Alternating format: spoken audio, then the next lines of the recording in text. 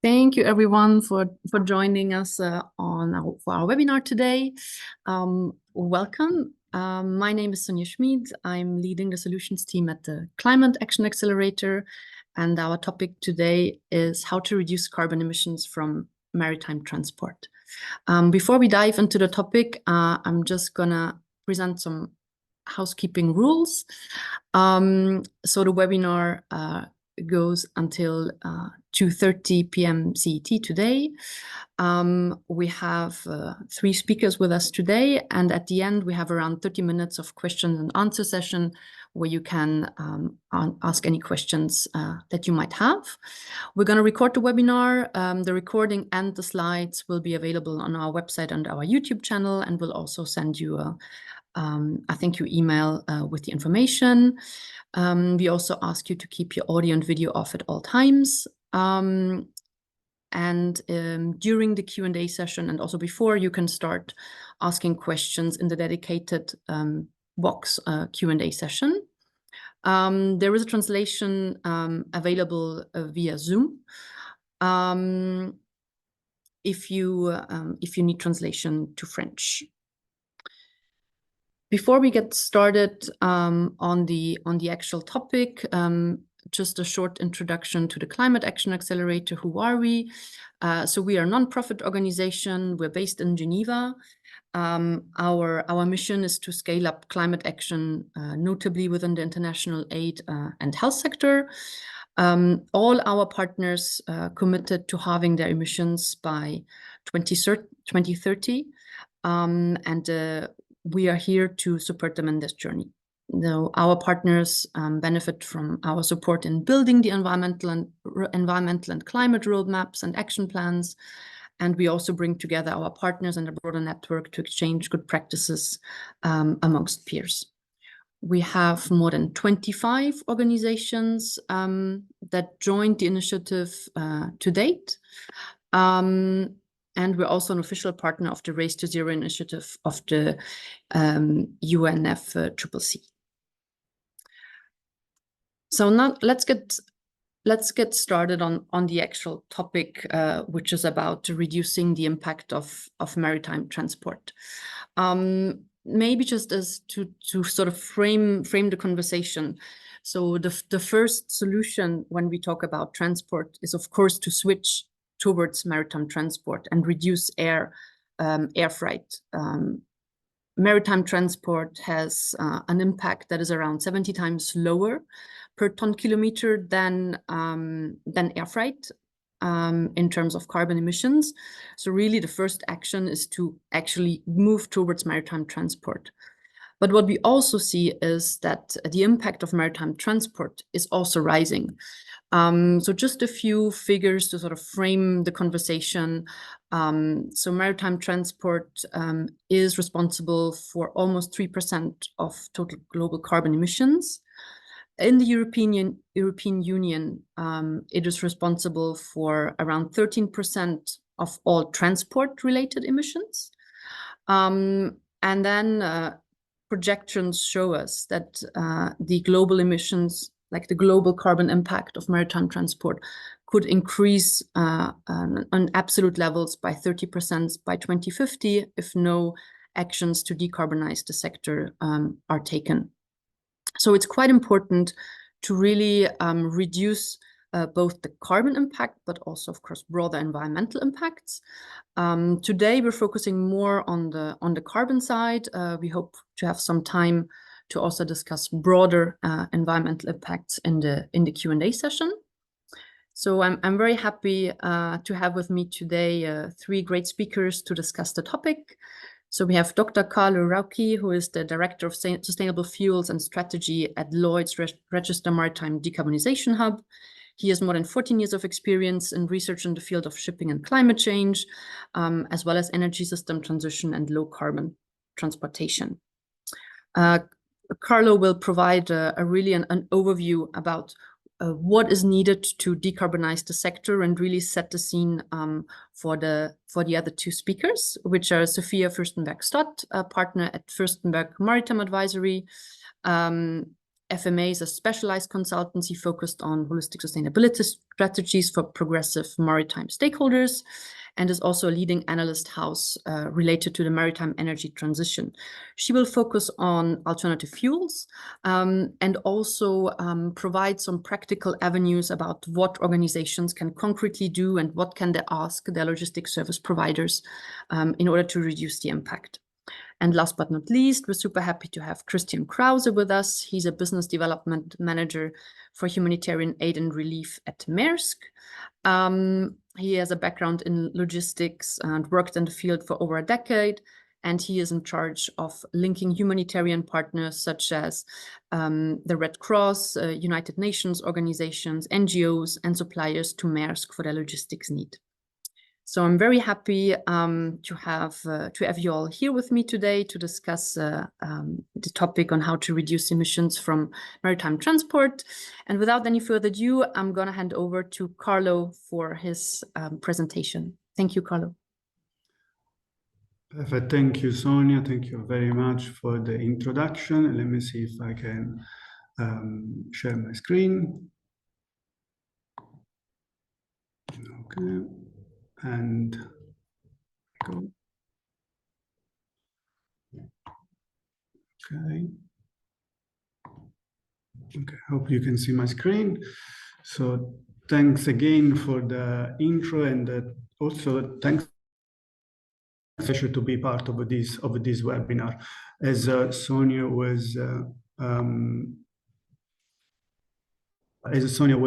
mentioning, I will be giving some issue here. I don't know if it's all right, but I've been I will, in the next 15 minutes, there is something's popping up. I don't know if you can see as well. Let me see. Okay. In the next 15 minutes, I will be giving a bit of a presentation around introducing the shipping decarbonization, setting a little bit the scene, and without going too much into the details. But before I go on actually in presentation, let me just introduce a little bit the organization where I'm working. I'm working in the Lloyd Register Maritime Decarbonization Hub.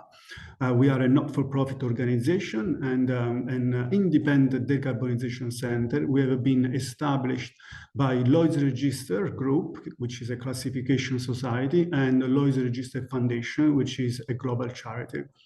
We are leveraging more than a decade of expertise and research, and we like to call ourselves facilitators or connector or knowledge partner, and focusing on accelerate the decarbonization of shipping. Indeed, our mission is to have a safe and sustainable decarbonization of the maritime industry. In particular, we have three key objectives, which is the safe adoption of sustainable zero fuels, the increased uptake of this type of a fuel, and also influencing policy, effective policy in order to achieve the previous two objectives. This is who we are, but now let me move on the actual topic of shipping decarbonization.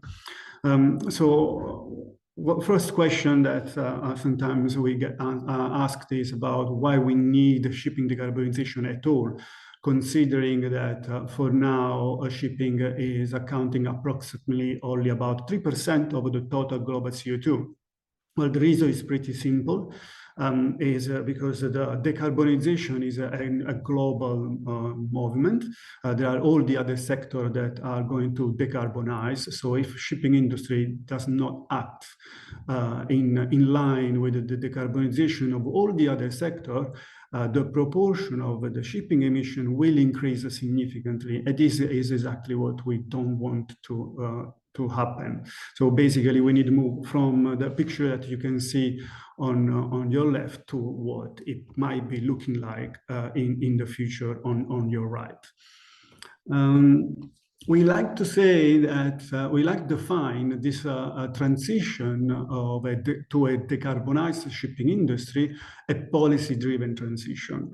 Why this? Because essentially today there isn't a clear, a defined way to value this type of transition. In other words, the solution, the decarbonization solution, are much more expensive because we are not taking into account the impact of continuing using fossil fuels. And this is why we need a policy that closes this type of gap. That's why policy is one of the main drivers.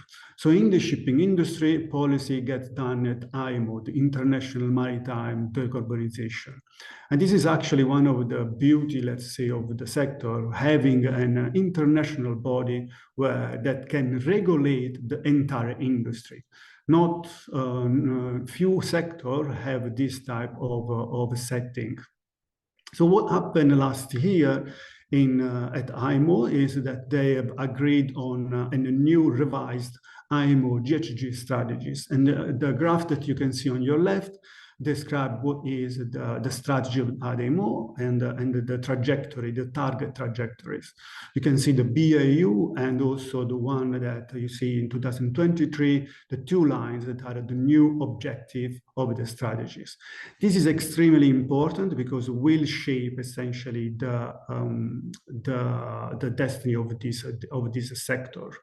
What is very important also to highlight is these windows that I have tried to highlight in here, which is this time frame where you can see that for now we are still following the trajectory of a BAU, and there is an urgent need to shape this trajectory towards bending these curves. So this is exactly the time where we need to see this change in trend.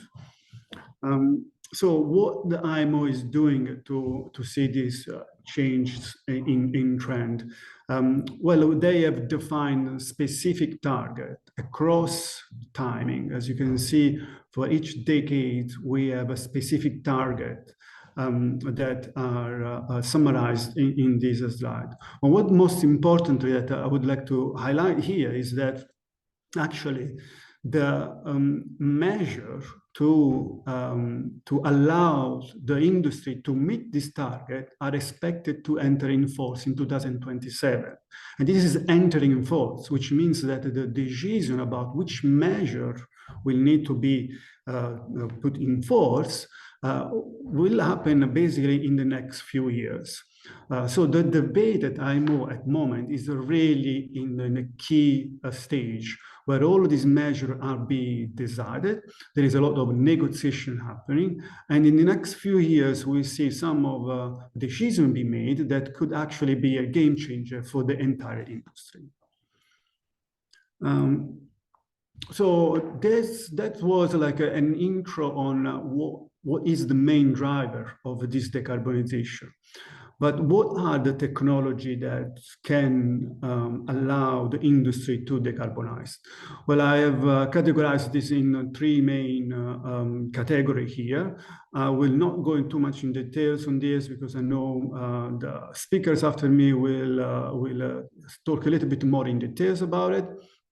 But you can see that broadly there are three types of intervention. One are more operational, the other one are more technical with energy efficiency technology, and finally we have a more drastic one, which is a fuel switching. Each of these technology and intervention more in general have a different type of maturity and a different type of readiness. Some are ready to be implemented, some other may need a little bit more time.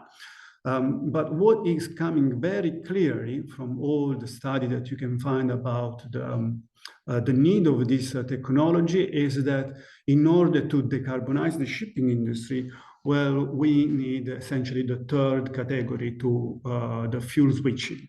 And this is a very important, and this is exactly where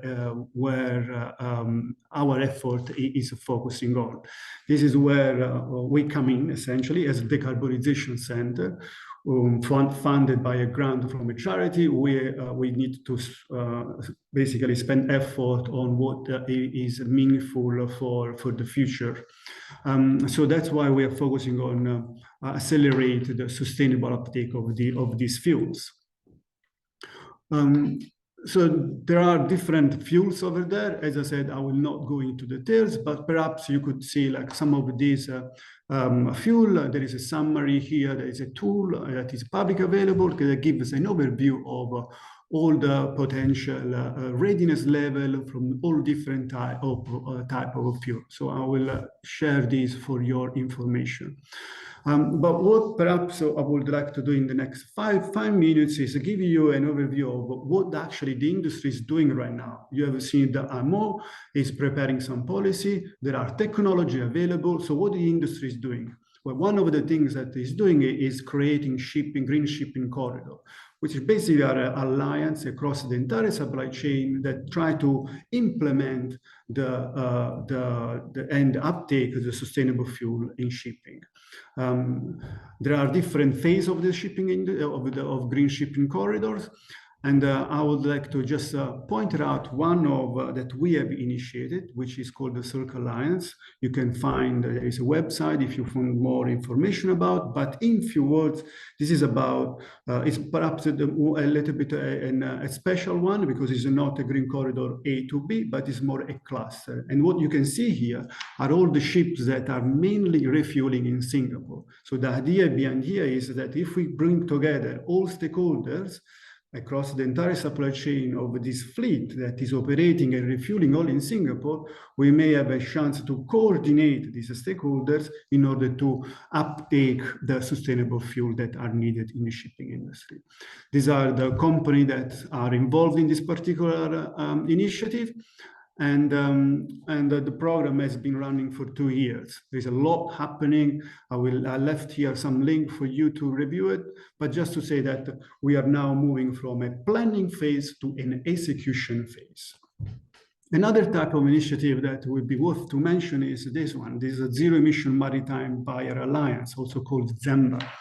And this is about basically bringing together a group of cargo owners and making sure that they can pay a green premium associated with the green shipping services. The last year, the round one has been completed within a winner and with a number of companies, as you can see here, that have bought green shipping services from the winner. Now we are in a stage of implementing round two, and we are helping ZEMBA in this early stage where we are having a request of information. And as you can see, there is a new tender coming in later in 2024, where there will be another processes where all these cargo owners are going to go the same type of process. I left here also 2 links in case you have a stakeholder that might be interested in joining this type of initiative. Another initiative that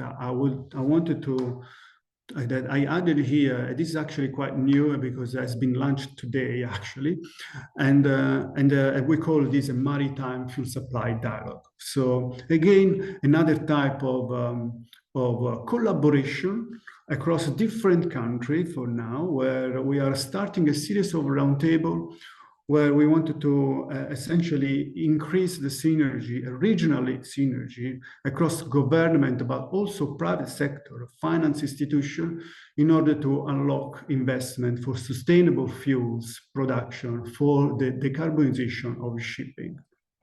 So as you can see, there's a lot of this initiative happening, and this is only the one that, some of the key one that we have been involved. But we are not the only ones doing this type of initiative. There is so much out there, and there is a common denominator of all of these initiatives. So as I was mentioning before, what the industry is doing it. As you can see from all of these, there is a key element that kind of is unify all of these initiatives, is the need to come together essentially and collaborate in a collaborative effort with all the stakeholders across the supply chain. So shipping industry, the key message is the shipping industry is a complex industry itself, and the decarbonization of shipping is even more complex. So no one can resolve this by working by itself. So there is this really, in order to have this shift in change that I was mentioning before, what is really needed is an active participation in this type of collaborative effort across the supply chain. So my final slide here is some high-level recommendation for this audience. It's important to understand what is the contribution that you can give in order to accelerate the shipping decarbonization, but also to contribute in more general to this topic. And one of the things is obviously try to consider how you can spread the green premium essentially across the supply chain.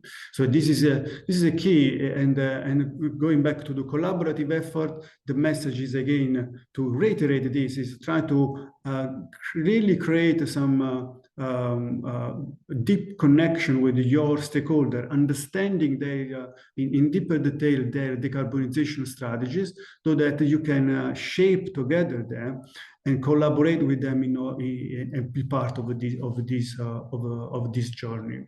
There is a lot of to unpack, and there is a lot of information that are key and will be very important to follow especially in the next few years, and especially from what are going to be the policy development in the short term. So that's everything that I wanted to touch as an intro and to set the scene of the shipping decarbonization. And with that, I'm actually passing over to Sophia for the next presentation. Thank you so much, Carlo, and good afternoon, everyone. Great to see you here. I will also try and find my share screen button here.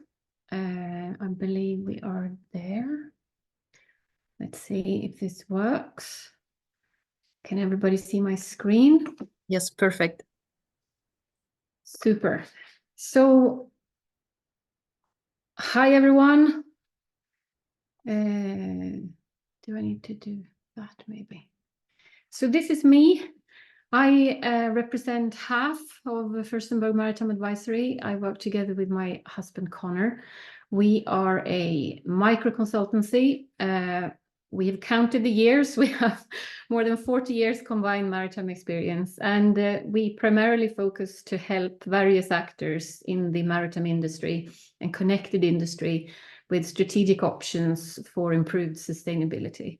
And we are particularly involved as knowledge partners for a sustainable maritime energy transition.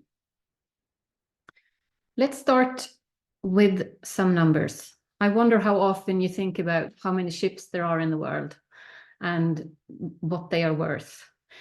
So today we have more than 108,000 vessels in the world. And they are owned by more than 27,000 owners. That means that the average owner today controls only 3 to 4 ships. So that's on average. For you who are using container ships, that picture is different. But that's roughly how it looks like. And the value of the world fleet today is about half of the market value of Apple, $1.3 trillion. So this is just something to keep in mind.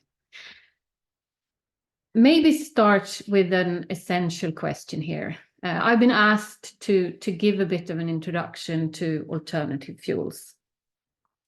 But why do we need them? Why do we need alternative fuels for maritime transport? Well, first and foremost, we are doing all this because shipping has to stop emitting carbon dioxide into the atmosphere. Shipping has to do their part in limiting climate change. But the reason why we are producing these alternative fuels is because you cannot very easily stick a battery on these ships that are going across our oceans. If you would, they would typically require a barge the size of the ship itself that it would tow after itself, and that's obviously not very practical. The maritime industry is kind of called an industry that is hard to abate, and it needs something to combust on board the ship, and that is why we are looking at alternative fuels. And who are these? Which are they? What are the options? Well, Carlo presented a list with more fuels than I present here, but this is maybe a more simplified picture. So most vessels today, they are using fuel oil. And the options the industry is looking at could, here simplified, could be summarized to methane, methanol, ammonia, and hydrogen. And these fuels could either be produced from biosources, they could be produced from renewable energy over electrolysis to produce hydrogen, or they could be produced in a conventional way, but where the carbon is being captured or repurposed or reused. So those are kind of the options that we are looking at. And one of these fuel options is ammonia. The ammonia molecule, it's shown there in this picture, NH3. So it's nitrogen and 3 hydrogen. This means that it doesn't contain carbon. So ammonia, for this reason, is a very interesting molecule to look at for decarbonization. Unfortunately, it doesn't burn very well, but it does burn, and it's considered as one of the kind of the long-term candidates for fuel. But where is ammonia used today? 85% of ammonia is used in agriculture. So with looking at ammonia for shipping, we are looking at a kind of a whole new sector that the ammonia production needs to feed. But ammonia today is produced from fossil sources. So the 3 hydrogen that goes into this molecule, they are taken from methane.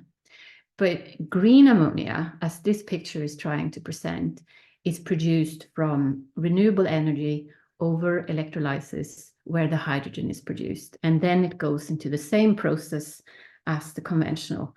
Maybe you have heard about the Haber-Bosch process. But so that's where it starts to look the same again.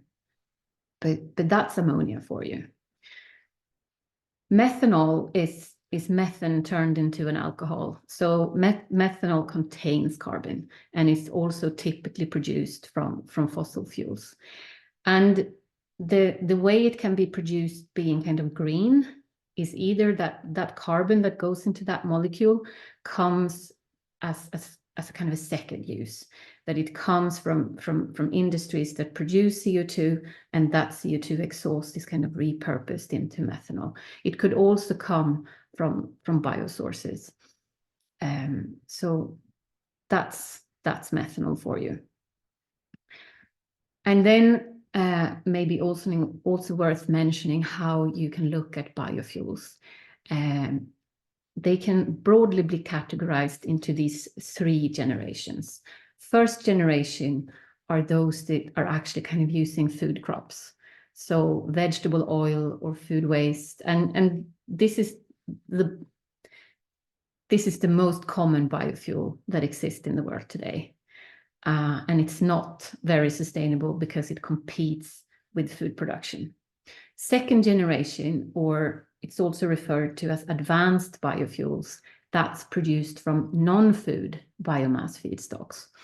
So that could be residual from forestry or residual from crop production, etc., etc. And then third generation, which is more or less in lab state right now, is where we are able to produce sufficient amounts of biofuels from algae or microbes. And this is, for instance, being trialed at sea.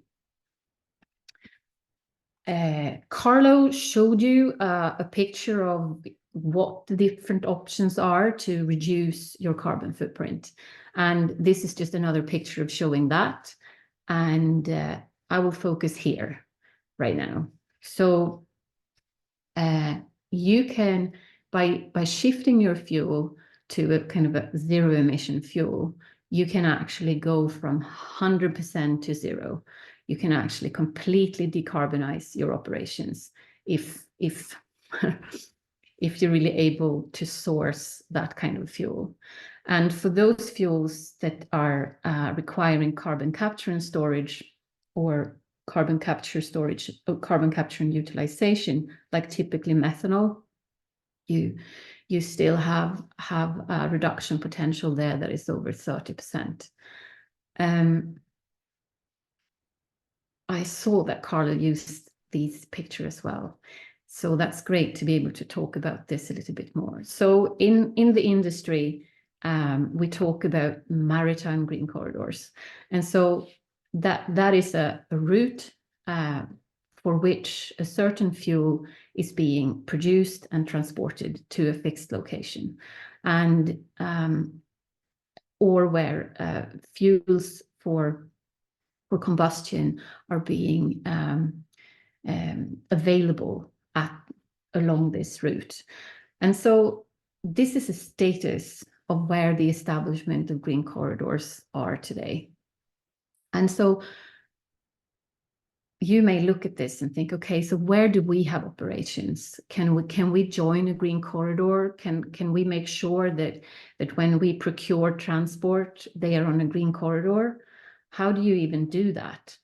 Well, it's it's not that simple, and I'm merely showing this page for you to kind of be aware of the status in the industry. And it's also important here to understand where we are on that time journey. So most of those corridors, they are here at the kind of the initiation state. They have been announced, and they are maybe engaging in pre-feasibility assessment to kind of validate the viability of doing this. And this picture suggests that it takes minimum 3 years to go from that announcement and pre-feasibility to actually be ready to take an investment decision. But whereas after that, it could take many more years before we actually see that this is being scaled up and put into operation.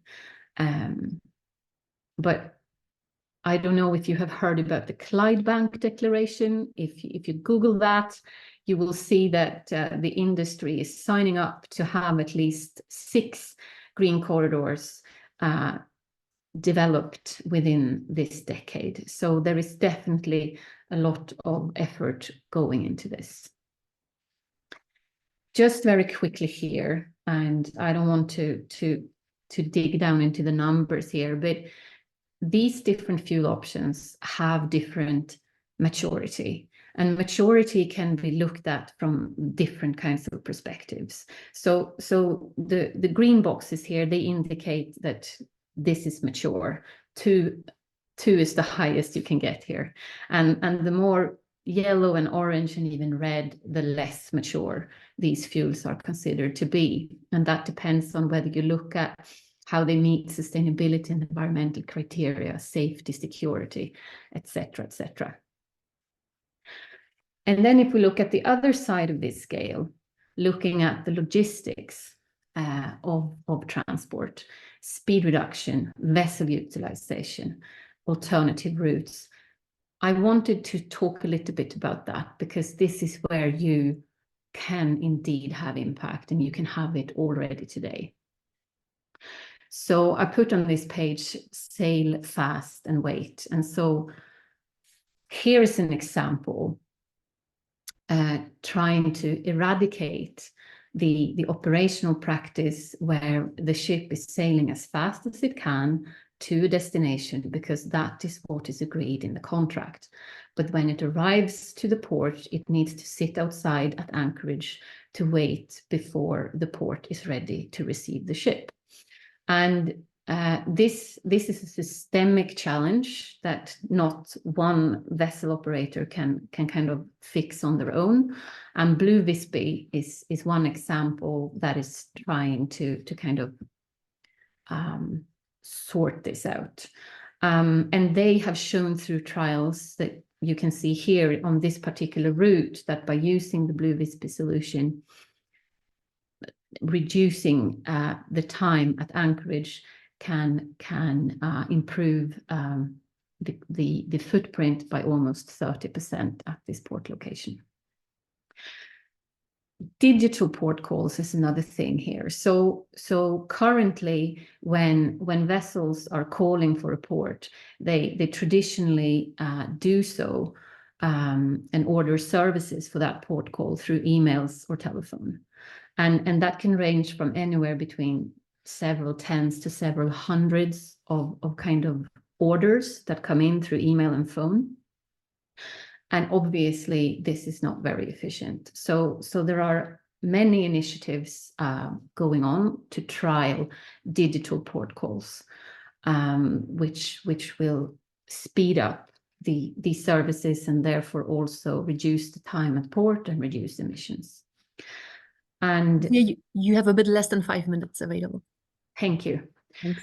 And weather routing is another thing here, where the ship is changing its route based on what is happening on that route, whether there is a storm they want to avoid or maybe there are favorable winds.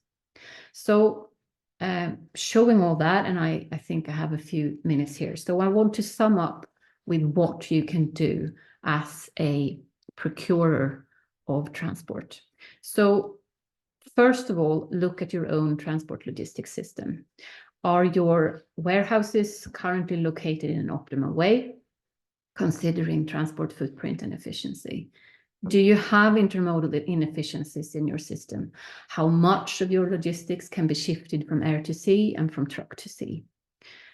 And are you willing to pay a green premium for your transport? And if you are, how much of that additional cost can you share across your value chain? And in order to make fact-based decisions and in order to select the service provider that has a good footprint, you need data and you need to ask for statistics. And this is where, for example, you can consider joining Sustainable Freight Buyers Alliance. And I know that Sonia had some details there to share. You can ask service providers what their long-term goals are. What are their sustainability ambitions? What are their targets? What are they doing? And try to understand what kind of incentives you can provide for them to take action towards greener options. And then there is this thing about that all these investments changing from one fuel to the other means that the ship owner actually needs to build a new ship. So this means risk. So the longer contracts they can have, the more risk a ship owner can take, the more they can invest in these kinds of innovations and solutions. So assess your opportunity to lock in your service for maybe as much as 10 years. How will that impact your own risk and flexibility? What can you do to lower ship owners' risk? And look at your contracts. I showed you that 20% of maritime fuel consumption is spent outside the port waiting. And these are issues that can be approached through contracting. So look at your contracts of affreightment and what you collaboratively with the industry can do to reduce wasted time and energy at anchorage. You need to read up. There is a lot of greenwashing. Maritime decarbonization is complex. Read up and consider joining maritime-led calls to action. Collaborate. Consider joining this, something that also Carlo mentioned, ZEMBA, Zero Emission Maritime Buyers Alliance. And on that note, I think I've used my 50 minutes. So thank you so much for listening, and I look forward to taking your questions later. Thank you very much, Sophia, and also Carlo for setting the scene. Let me work on sharing my screen. Slideshow, beginning from start. And here we go. So you should be able to see my screen. Yeah, perfect. So let's talk decarbonizing maritime transport with the aid of low greenhouse gas, so GHG, greenhouse gas emission fuels. Why GHG? Because we do not only talk about CO2. There is a bunch of greenhouse gases that contribute to the climate change that we're all fighting with. So that's important to understand first. And it's my job now to put the theory that we heard about and everything that is out there a little bit onto the road, speaking from the perspective of a company that needs to apply this knowledge in order to actually decarbonize maritime transport. But why listening to me? Why, out of all people that are here, why me? Why us? Why Maersk? Actually, I want to start with a number. We are basically transporting around or almost 20% of all global merchandise that is out there. So we definitely have a footprint, making us an important player in the decarbonization journey. We transport these 20% of global merchandise, of course, with a bunch of people, and I do not want to bore you with any statistics here, or like when we have been founded or when we have merged with other companies, but it's rather about showing that we are very asset heavy. We have 700 vessels, we have 65 terminals, we have 450 warehouses and a fleet of aircrafts.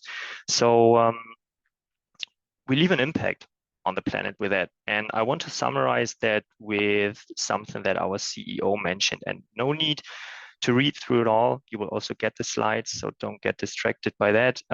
There's just something I highlighted and which I want to read out for you, is that we emit millions of tons of greenhouse gases every year. We recognize that we are part of the problem.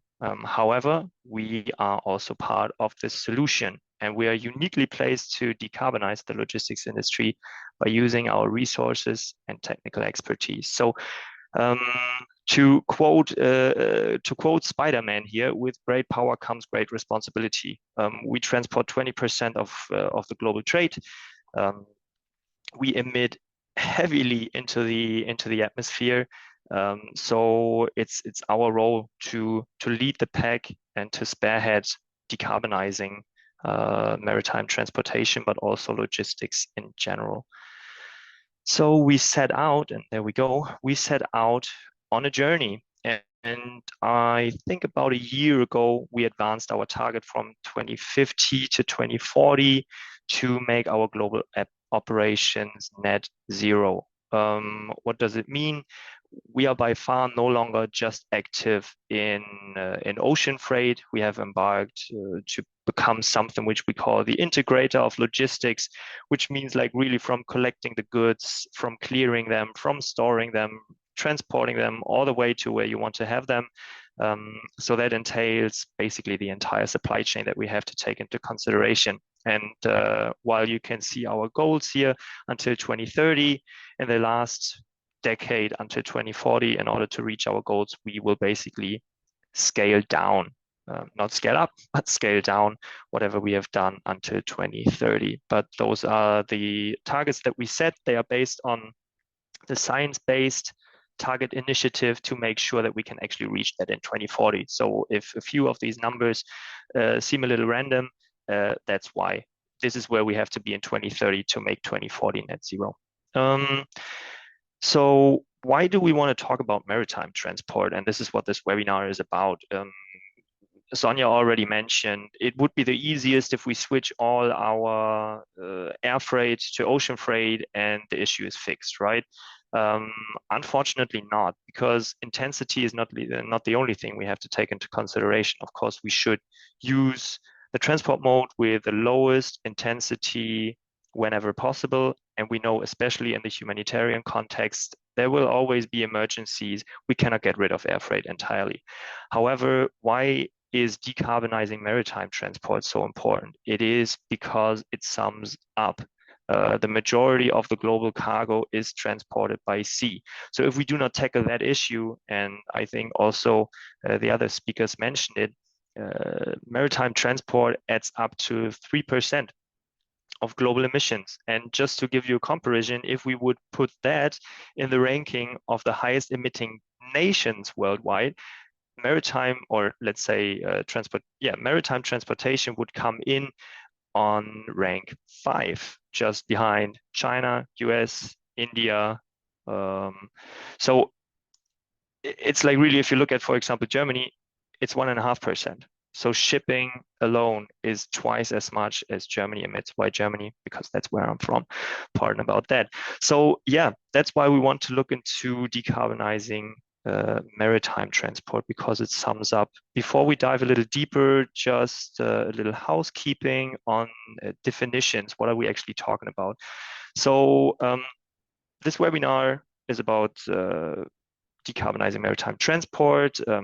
My little subtitle was with the aid of low greenhouse gas emission fuels.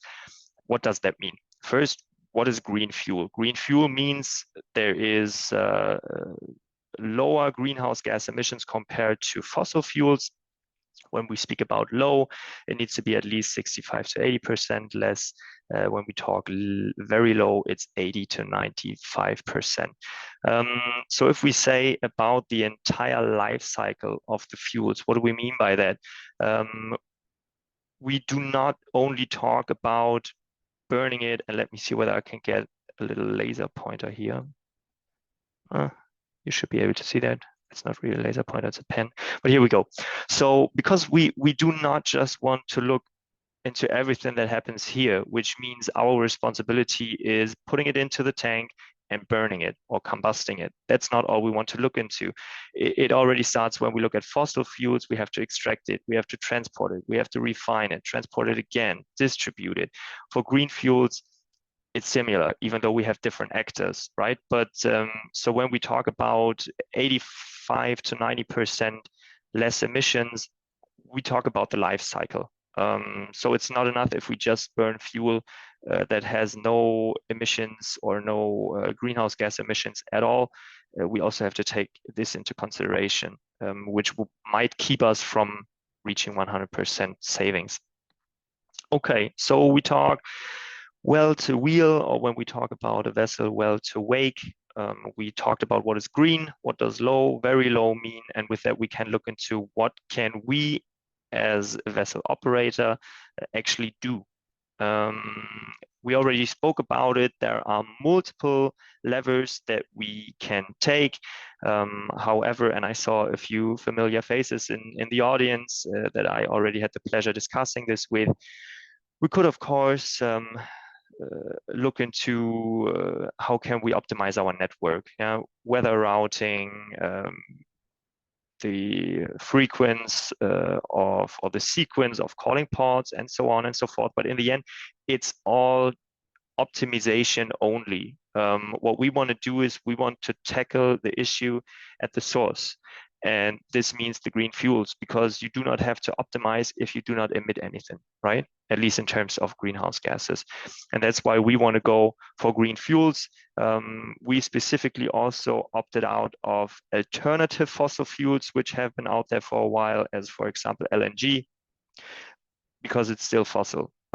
We want to go for like real green fuels. And also a little note on offsetting. We do not want to do that because it's kind of like the last resort. In the end, if we reduced all that is out there, but we cannot reduce it any further, then we can look into offsetting. But just basically outsourcing it to a different industry, like planting new trees and so on, kind of excuses us from looking into what are we actually polluting, right? So we want to look into how can we make sure that our direct impact is as little as possible, and that is green fuels. And this is where we get into challenges. And just to provide you with a comparison, think back a few days with electric vehicles. Yeah, no one wanted to buy an electric vehicle because there was no charging infrastructure, but no company wanted to build charging infrastructure because no one was buying electric vehicles. It's a catch-22, chicken or the egg issue. What did we do? Luckily, it takes a little longer to build vessels. Yeah, it takes 2 years roundabout. Let's put it like that. So we had some lead time, and we said, hey, we ordered the vessels, they will come, so you will be sure that you can sell your green fuel. And we entered into joint ventures and said, hey, let's do it together. So basically we ordered the vessels and at the same time also invested into the supply and fixed it by that. Then there are different biofuels. And why did we select green methanol? There are, of course, advantages, disadvantages for everything. And Sophia also talked about the different fuels already. Why did we go with green methanol? Because it is the best that we have currently available. There are a few criteria. We have the engines there. We also talk about toxicity. We can handle it on board. We can store it. It's about energy density. It's also about cost effectiveness and how future proof is it. So is it the perfect solution? Is it the final solution? No, we are totally open to other technologies, but we cannot wait. We have to act now on climate change. And this is why we said this is available. So let's use it now and be open for future solutions. And also to show you the issue, if we compare it to different fuels, we have, let me get the laser pointer again. If we look at methanol, you need a much bigger amount to be pollutant or to be lethal for a fish population, for example, in the water, if you compare it to like the typical fuel that we use, or if we compare it to ammonia, right, which is one of the biggest issues that ammonia faces nowadays, even though, as Sophia said, it does not emit any CO2. So those are the challenges that we have. And if we look into the next aspect, is pretty much the availability of the fuel. If we look into first generation, second generation biofuels, they mainly come from food waste and also use cooking oils. If we look at, or let's say, do we want to increase food waste? Absolutely not. So let's say the supply will be limited. However, the demand will increase, which means in the end, the price of that fuel is expected to rise. In addition, you can see on the right, there are just a handful of big suppliers for those vegetable oils that we could use for biofuel. And we also do not want that dependence, right? So this is why we look into, okay, how can we move away from those biofuels? And that brought us actually to methanol. As I said, we follow a principle which means power to X. There's direct electrification that goes into terminals. We can charge a battery. We can also use fuel cells, but what we want to focus on for our vessels and also for the aircrafts is actually to have greener fuels. And this is how we do it. There are multiple, and I don't want to go too much into detail, there are multiple ways on how it can be generated. We already spoke about waste biomass. What's the nice thing about the green methanol, how we want to use it, is that it uses renewable energy. It uses biogenic CO2, which was also mentioned by Sophia, which means it does not come from fossil. And by that, we do not compete with food stock. We do not have fossil fuels in it. And it's kind of like, where we want to go. In the end, credibility is key, because if you want to use it, you want to make sure that we do not just promise things, but that we also do what we promise, right? So as I said, we want to have greenhouse gas emissions. We do not want to offset. We follow the most accepted frameworks, which means GLEC. We're also considering the entire greenhouse gases, not just CO2. We want to look into it from well to wake basis, not just where we combust it. And then we're also looking into second generation fuels only because we do not want to compete with food stock. last but not least, how do we put it all into one final product in the end? How do we bring it all together? And this is something where we created a product which is called Eco Delivery. We use green methanol powered vessels. The first one started in fall last year. We have 25 actually coming into service within the next couple of months. They have dual fuels, so we will also be sure that if we do not have enough supply of the green fuel, we can also use maritime gas oil, which still is better than heavy fuel oil, but so we have a backup. We will not run the risk that we cannot operate the vessel. As I said, it's direct emission reduction. We look at it from an entire life cycle. And the nicest thing of it is it's fuel agnostic. We use something which we call mass balancing. So we look at our overall amount of fuel that we burn in our entire network. And we make sure that whatever our customers want to not supplement, but exchange with greener fuels, we will make sure that it makes the way into our network. What's the advantage by that is we do not have to stick to certain trades. Yeah, so you can basically pick whatever pair you want, and we can make sure that we use it in our network. Otherwise, we would also increase emissions actually, because we would have to get the fuel there before. And by that, we can also use it on trade lanes where, for example, there's no infrastructure available as of today. So it's a very flexible thing.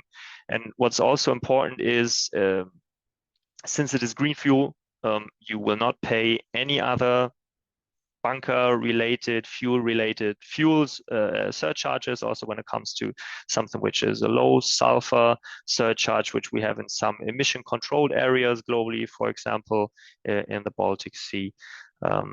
We have the emission trading system here in Europe that came into play early this year. That's also not applicable if you switch to green fuels. It's very transparent. We have stability because we procure that fuel in advance. So no fluctuations like we know from the typical fuel surcharges either. Yeah, so pretty much what do? We buy the certified biofuel.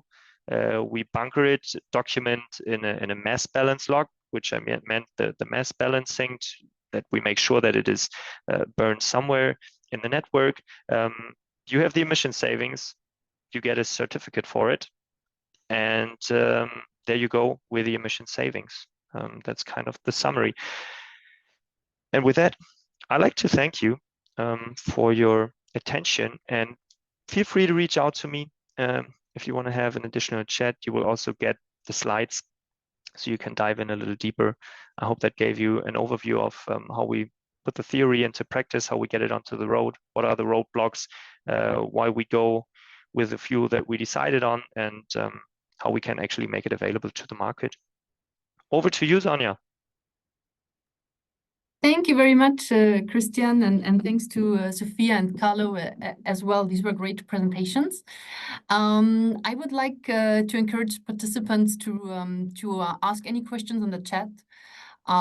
In the briefing calls with speakers, we really discussed that it's quite a complex topic. Especially alternative fuels. It's not easy to understand. So please do feel free to ask any questions. There's really no stupid questions, especially for such a complex topic like that. So please do ask any questions you might have. Before we go to the Q&A session, I just wanted to share one resource for you to dive a little bit deeper when it comes to how can you actually integrate greener transport solutions in your procurement processes. There's a procurement playbook out there from the Smart Freight Center. I will also add the link to the chat. It's quite detailed. It gives a lot of information, a lot of very practical advice. I had a quick look at it, and I find it's a really great resource if you want to take the next step and really look at which questions can you ask your logistic service providers. So that was from my side. Regarding the Q&A, I saw, and that's great. Thank you, Sophia. You already answered a few questions in the chat. Thank you very much. I would like to pick out nevertheless one or two because I think it's worth discussing them, and also, for example, have Christian's input as well. So there was a question on premium prices.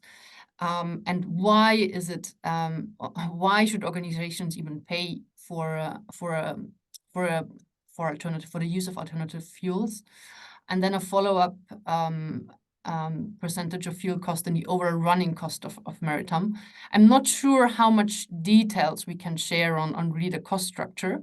But maybe, Sophia, do you want to first elaborate a little bit more about your answer you put in the chat, and then also Christian, also Carlo, please do feel free to add on as well.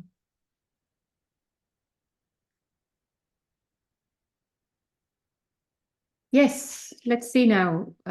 Which was the question that you... Regarding the green premium. So why should organizations pay for a green premium? Well, I was I was just trying to type an answer to a follow-up question there that came in asking how big is the fuel cost of the entire kind of operational cost for an operator, and that this is connected to this question. So the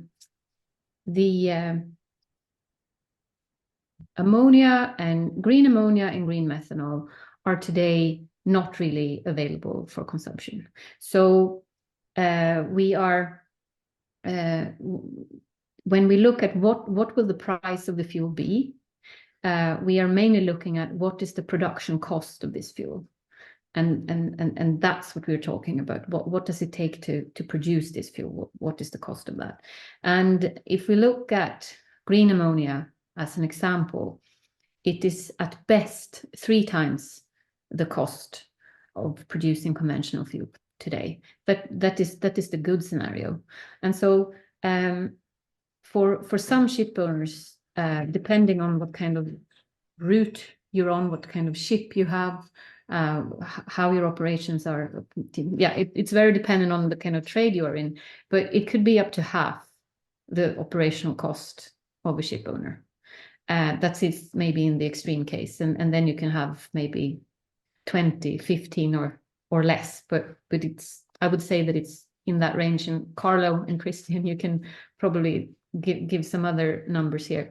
But so if the cost of the new fuel, and then on top of that comes the investment of the technology and the ship and the risk that is involved with that, if your fuel bill is going to treble when you go for these alternative fuels, you need to be able to share that cost somehow.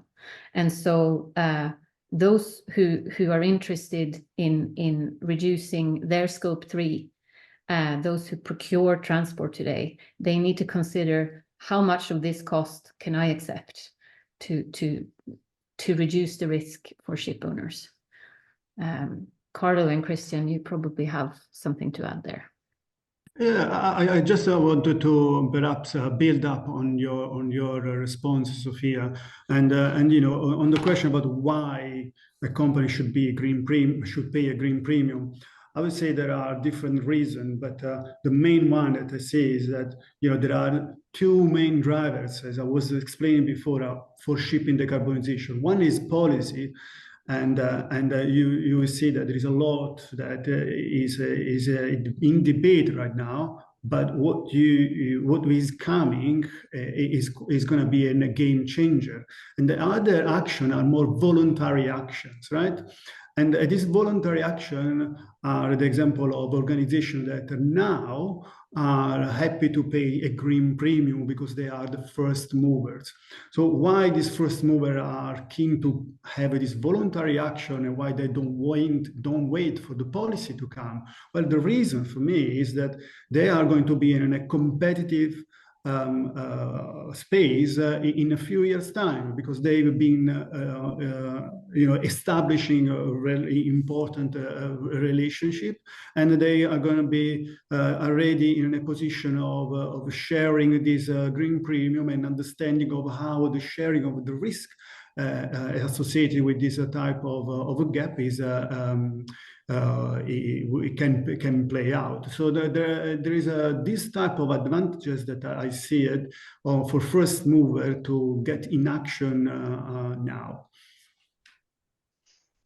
And just adding to it, not repeating anything, is I like to avoid referring to it as a premium, at least when I talk about it, because it's just different cost. And that's also why we changed our pricing model internally to say it's no longer that we take the fossil fuel or whatever we call gray fuel, and then you pay a premium for green fuel. But we said if you want to use green fuel, you will only pay a surcharge for that kind of fuel. So, and I think it's also important to look at it from that perspective, is that you're not paying a premium because it's green, but you're paying the actual cost of a fuel which is more expensive.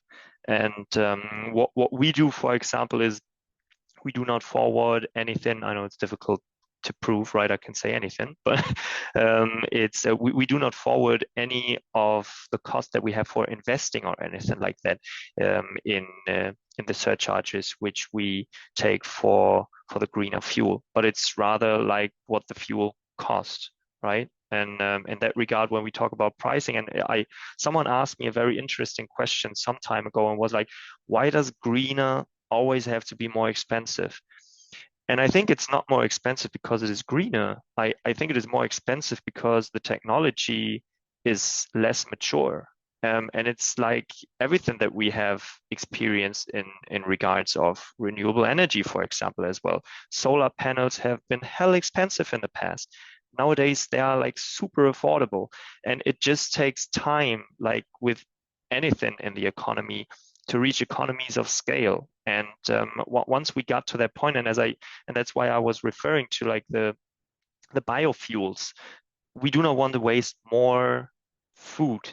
So supply is limited. Limited supply, increased demand means increasing prices. At the same time, if we look at, we want to mature the newer technologies, like for example, green methanol or ammonia, we can achieve economies of scale, and we at least foresee prices to drop. Maybe not tomorrow, but in the near future, if I can put it that way. So it's not more expensive because it's green. It's more expensive because the technology and the fuel is more expensive as such. But Sophia, you have something to add? Yeah, thank you, Christian. I very much agree with what you're saying there. I want to add something to consider, and that is, it's not only that the greener solutions are costly because they're not yet mature. For most of these options, you need more energy for the end product. You have more sophisticated production to arrive at these alternative fuels. So that is a cost factor, that you actually need more raw energy for your actual outcome, and that the whole infrastructure needs to be developed. But there was a question here regarding wind, and I would like to use that opportunity to say here that there is one solution out there that has that has a very different cost model, and that is wind chip solutions. So wind is free. So you have an investment, an installment cost, and you have a maintenance cost, but you don't really have an operational cost as such. You don't have a fuel cost attached to that. Thank you, everyone. And maybe so I think we heard like quite exhaustive replies to the question on green premiums. I think, and that's also what we do when we do the projections of the financial impact of decarbonization roadmaps of our partners.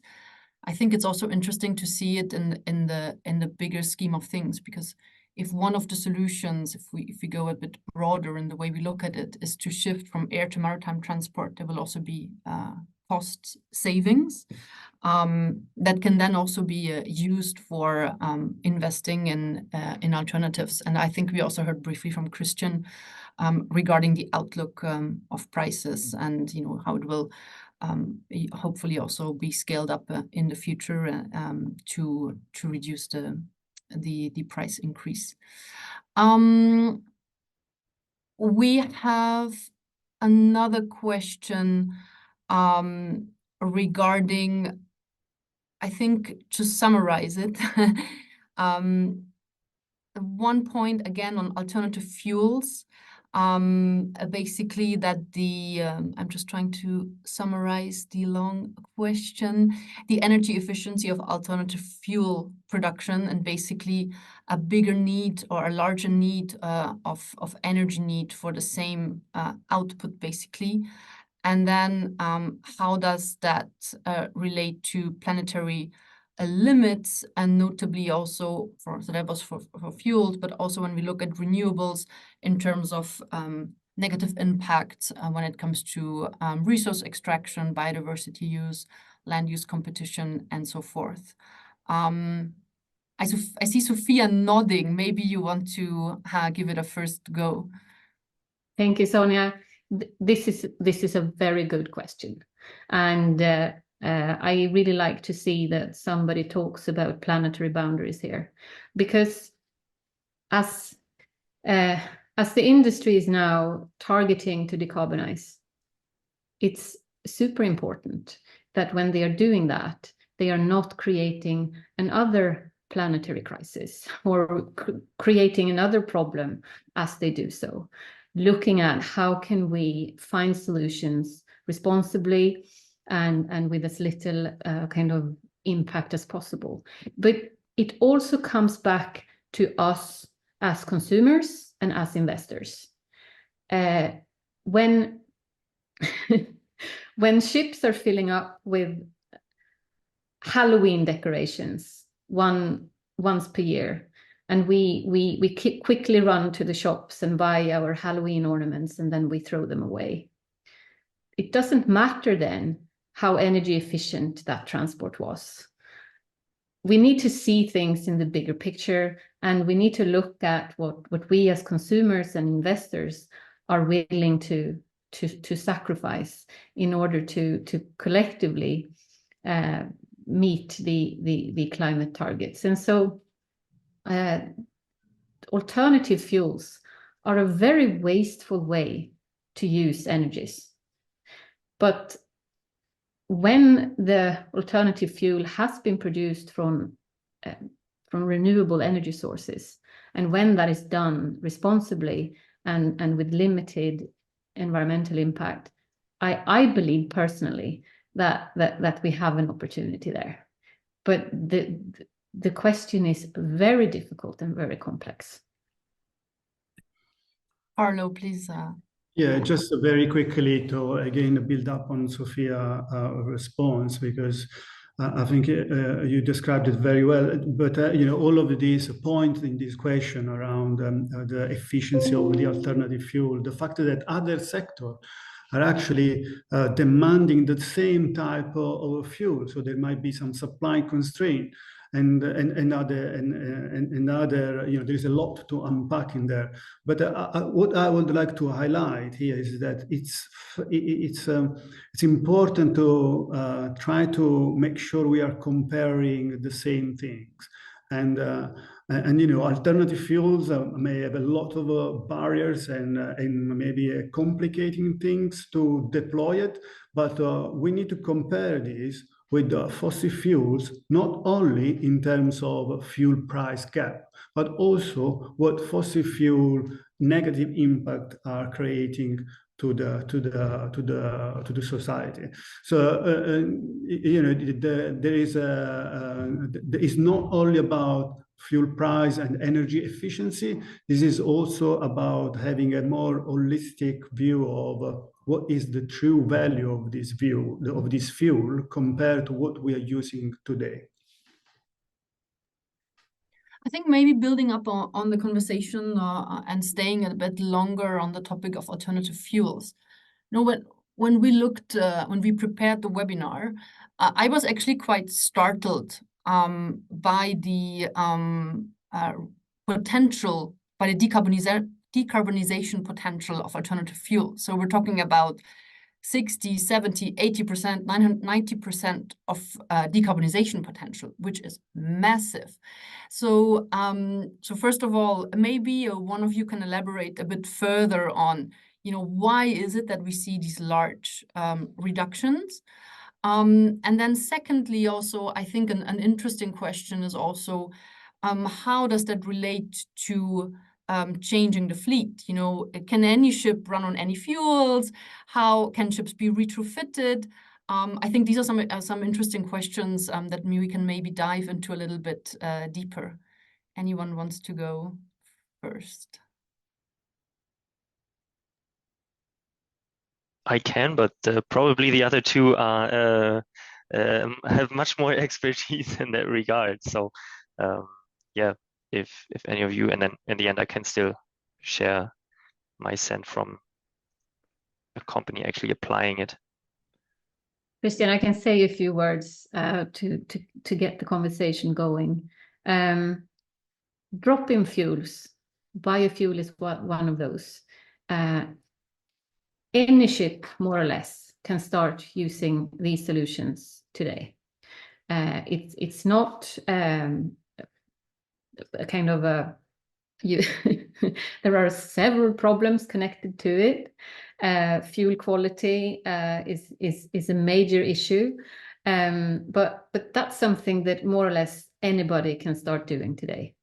When we look at methanol and ammonia, we need new engines, and these ships, you can't just take the engine out and put a new engine in. The ship is built around the engine, so you need a new ship, and the ship is built for 15 to 20 and even more years of operation. So a ship owner who makes an investment today, he needs some kind of security that his ship will continue to be a profitable transport service provider for that many years to come. And so the way ship owners are trying to guarantee themselves for this today is that they are trying to build ships that are flexible in the sense that they have the strength and capacity to take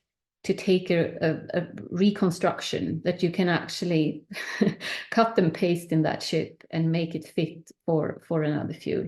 So that's why you may hear things like they are methanol ready and they are ammonia ready. But this is not something that many can do much about before they have finances to build a new ship. May I chip in before I give it to the Christian?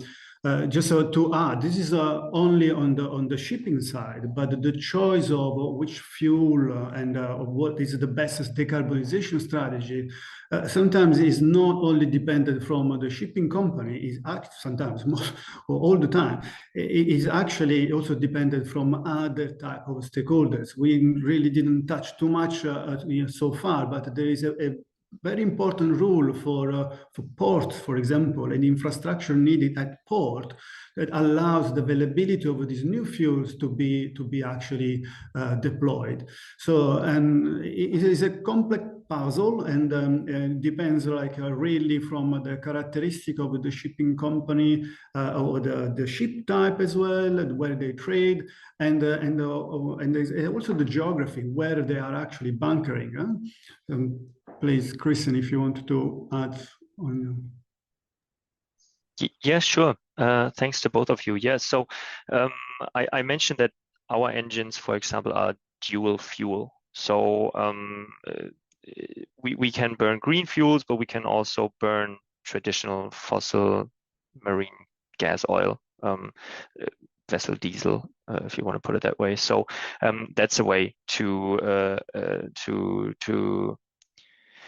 to respond to that. At the same time, for example, what we also have to do is we do not run all these 700 vessels ourselves.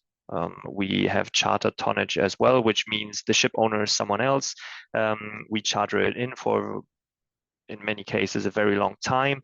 So it's not in our control to retrofit these vessels, for example, or to even build them, because we charter them after they have been built. And there it comes down to partnerships. It's really having conversations with those ship owners and talk to them about where we want to go, what we need and what we would like to see. And then it's also about teaming up in that regard. So it's a mix pretty much, yeah. And what we say, for example, for green methanol, I might mix it up, but it's that, for example, it can also be used in fuel cells, if I'm not mistaken. So by that, it's also, you can also set on a specific fuel type that you might also be able to use with different engines. So it's pretty much being a little bit open to what will happen in the future, and being able to also react to things that might change, new things that might come up, and yeah. Thank you very much. Maybe, and we're slowly getting towards the end of our session. Maybe we can briefly elaborate on other environmental impacts than greenhouse gas emissions of the shipping industry, and maybe also, how these are tackled. So maybe, yeah, if one of you could maybe Sophia or Carlo talk a bit more about what are other environmental impacts in the maritime shipping industry, and maybe also Christian, if you could add up on, how Maersk is tackling those practically. Thank you, Sonia.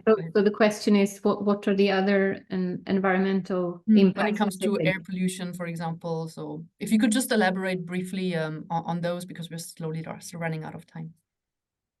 Yeah, so from the perspective of kind of what you in your position as a kind of a procurer of transport can do, I mean, shipping is essentially a floating factory that has combustion on board and has therefore emissions to air and effluents to sea.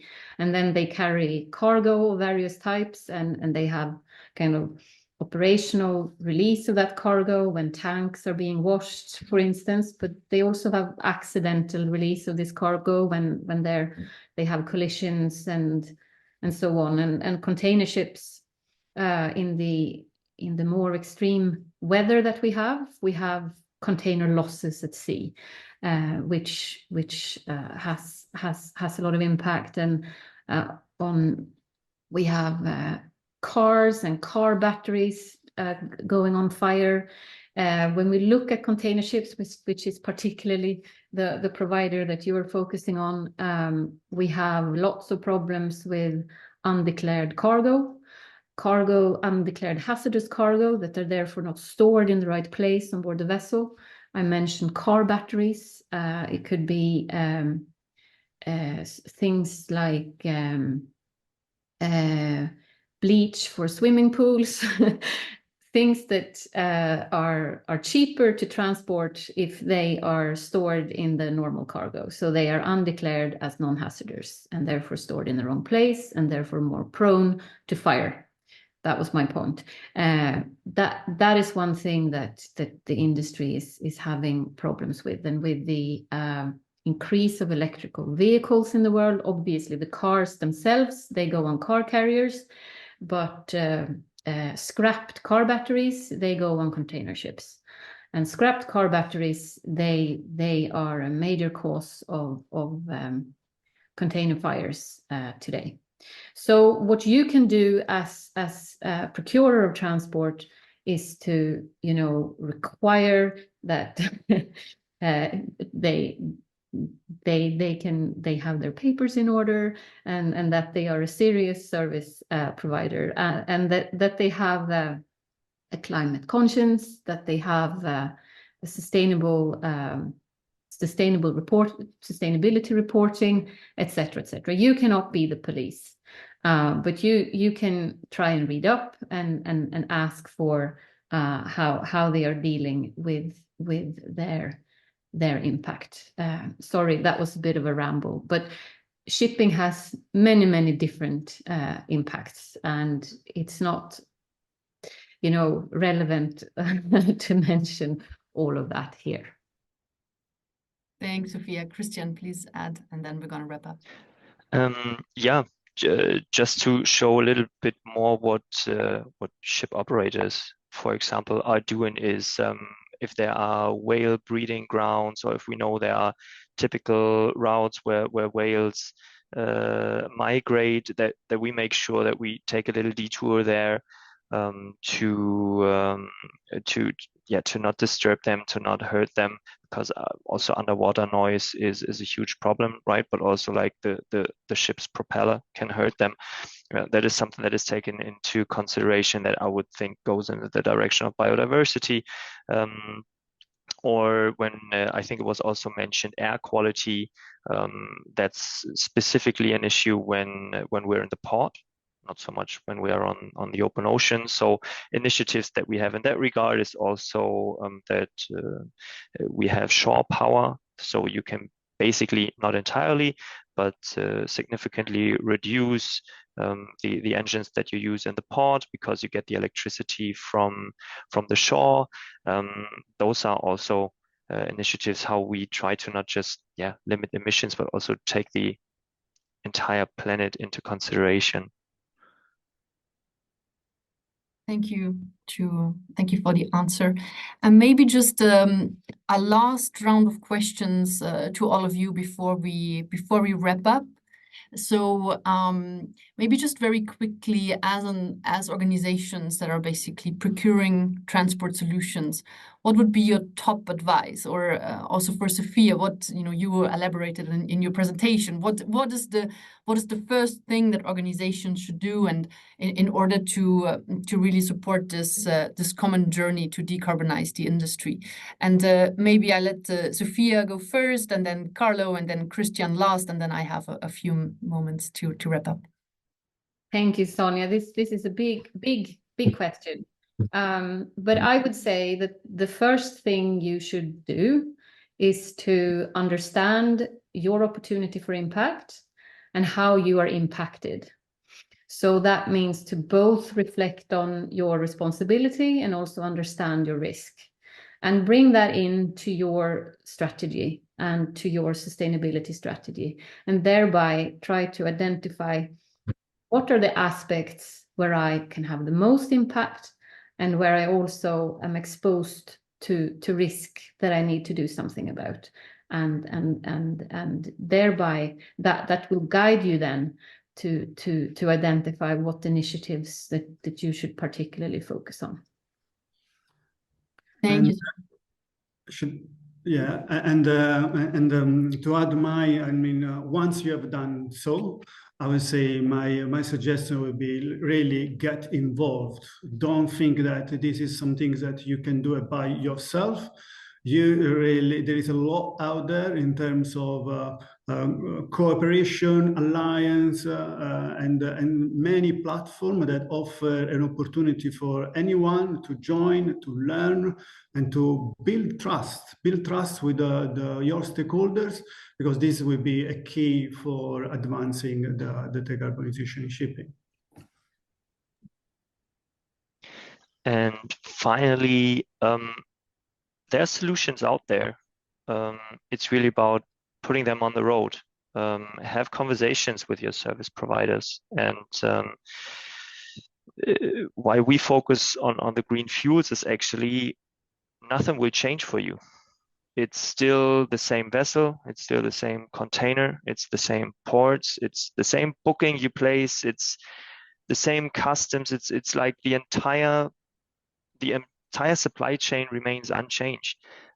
It's really just something that we change on our end, that you team up with us for, and have a tremendous impact, pretty much. As Sonia said, we talk about some 80% reductions here without anything changing for you operationally. Cost, we address that's a different topic, but team up. There are solutions out there. Be bold. Thank you very much to all three of you for this great session. Just a little advertisement for from my own side. We have our list of generic solutions recently published, so please do check those out. You'll find it on climateactionaccelerator.org. You will also be able to click directly on the link. And then I would also like to invite you to our upcoming event taking place this week publicly in Berlin. We will be launching our sectoral roadmap towards halving greenhouse gas emissions for the humanitarian sector. You can also join online. And then with that, we ran a little bit over time, but again, thank you very much for all your questions. Thanks again for our three speakers, and we'll be in touch for our next webinar where we'll send out the information very shortly. Thank you very much. Have a nice day, everyone. Bye. Thank you. Bye. Thank you. Bye.